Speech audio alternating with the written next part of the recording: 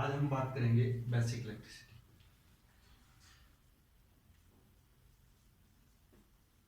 Electricity है विद्युत। विद्युत क्या है? आवेश के प्रवाह को विद्युत कहते हैं।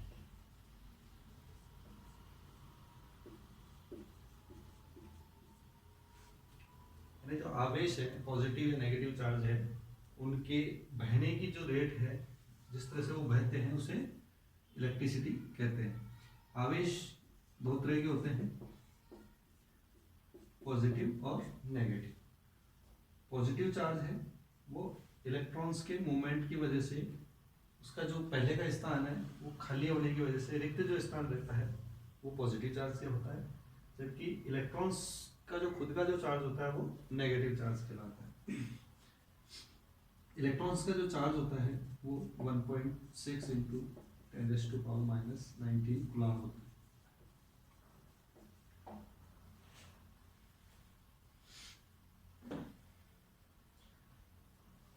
ठीक है, इसके बाद हम बात करते हैं विद्युत कितने प्रकार की होती है।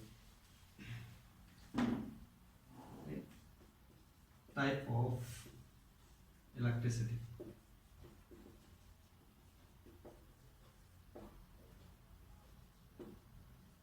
पहली है स्टैटिक इलेक्ट्रिसिटी।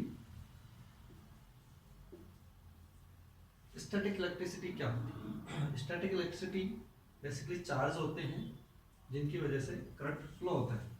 चार्ज आपका पॉजिटिव हो सकता है या नेगेटिव हो सकता है। अब फॉर एग्जांपल हम अंबर की एक छड़ लेते हैं और उसको चमड़े के साथ अगर रगड़ते हैं तो जो अंबर की छड़ है इसके ऊपर नेगेटिव चार्ज आ जाते हैं।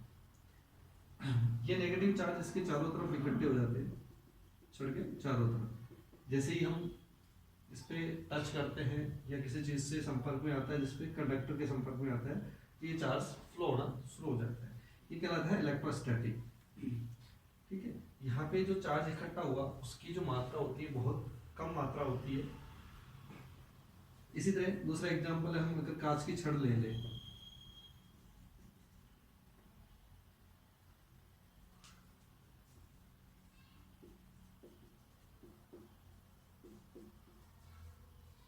कांच की छड़ ले ले और उसको रेशम के कपड़े से अगर रगड़ते हैं तो इस छड़ के ऊपर पॉजिटिव चार्ज आ जाते हैं चारों तरफ। जैसे हम कंबल के ऊपर अगर कंबल को रगड़ते हैं तो उसके ऊपर भी एक स्टैटिक चार्ज आ जाते हैं जिसकी वजह से उसके अंदर शॉक लगते हैं, छोटे छोटे से शॉक लगते हैं। तो ये जो चार्ज इकट्ठे होते हैं वो सारे इलेक्ट्रोस्टैटिक की वजह से होते हैं, और ये जो चार्ज होते हैं उनकी मात्रा बहुत कम होती है, तो इसका हम वृत्त रूप में यूज नहीं ले सकते। ठीक है, नेक्स्ट सेकंड है डायनेमिक इलेक्ट्रिसिटी। डायनेमिक इलेक्ट्रिसिटी क्या है?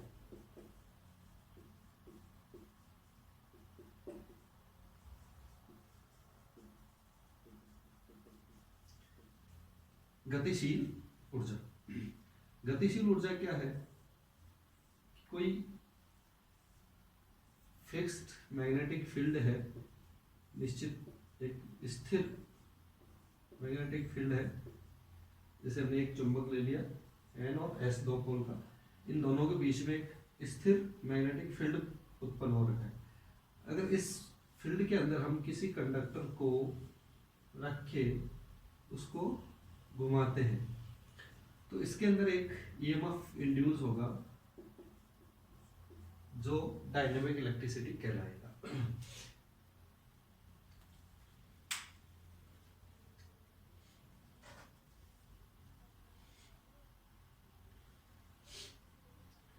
ठीक है, नेक्स्ट इसके बाद कि जो इलेक्ट्रिसिटी होती है, डायनेमिक इलेक्ट्रिसिटी, इसके जो सोर्सेज है वो कौन कौन से सोर्सेज है कि किससे हम उत्पन्न कर सकते हैं। Resources of electricity. तो सबसे पहला जो रिसोर्स है वो है हमारा लाइट।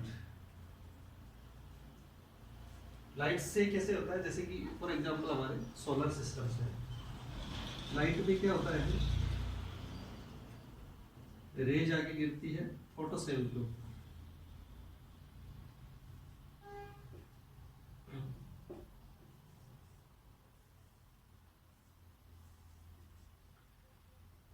ये रेज इस फोटोसेल पे जब गिरती है, इसके अंदर सेमीकंडक्टर के अक्रॉस जो टर्मिनल्स होते हैं उसके अक्रॉस कुछ वोल्टेज जनरेट होता है।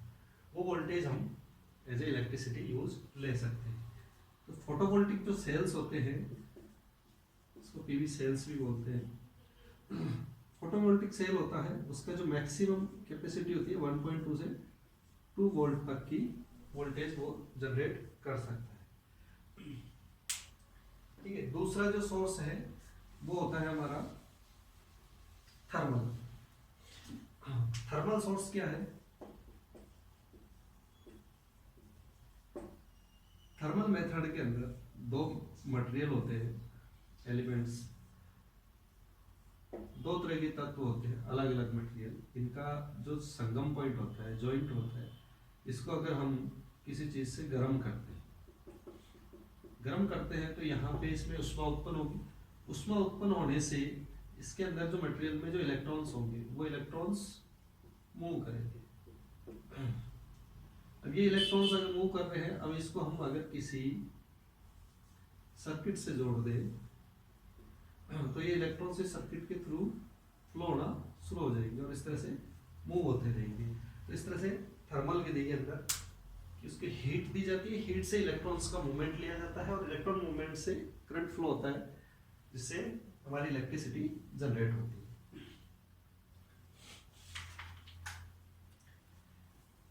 तीसरा जो पॉइंट है हमारा वो है केमिकल रिएक्शन।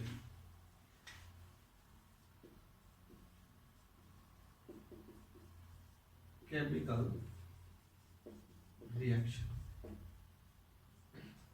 केमिकल रिएक्शन में हम क्या करते हैं कि किसी भी जो विलयन होता है उसको हम आयनों में डिवाइड करते हैं। आयनों में डिवाइड होने से जो आयंस होते हैं उनकी मूवमेंट होता है, उसकी वजह से उसमें करंट फ्लो होता है। फॉर एग्जांपल हम एक पात्र में सोडियम विलयन लेते हैं जिसमें सोडियम आयंस होते हैं, और एक विलयन दूसरा लेते हैं जिसमें हमारे क्लोरीन आयन होते हैं। अब अगर हम इसको किसी सर्किट से जोड़ते हैं इलेक्ट्रोड्स की वजह के साथ में, तो क्या होगा, अब इस विलयन को अगर हम मर्ज करते हैं आपस में, यानी ये जो पाथ में कंटेनर सेपरेशन था इसको हमने अलग कर दिया, तो ये विलयन क्या करेगा, क्लोरीन के आयन है वो इस डायरेक्शन में मूव होंगे, जबकि सोडियम इस डायरेक्शन में मूव करेगा। इन आयनों के जो मूवमेंट होगा, इस मूवमेंट के थ्रू सर्किट में इस तरह से करंट इसमें फ्लो होने लग जाएगा, तो इसकी वजह से हमें इलेक्ट्रिसिटी उत्पन्न होती है। केमिकल रिएक्शंस पे हमारे जो सेल्स हैं वो सारे केमिकल रिएक्शन सोर्सेस पे बनाए जाते हैं। ठीक है, इसके बाद जो नेक्स्ट पॉइंट है वो है मैग्नेटिक मेथड।